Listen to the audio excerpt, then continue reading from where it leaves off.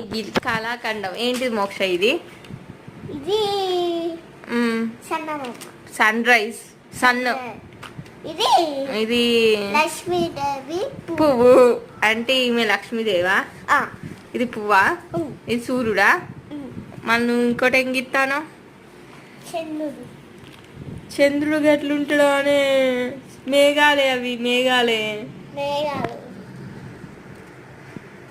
Friends ఇప్పుడైతే ముందుగా మేమైతే దారి నేర్చుకున్నాం. అబ్బో నువ్వైతే డ్రాయింగ్ చేస్తాను కానీ ఆ డ్రాయింగ్ పేరు కూడా తెలియదు నీకు. మేఘాలు అవి.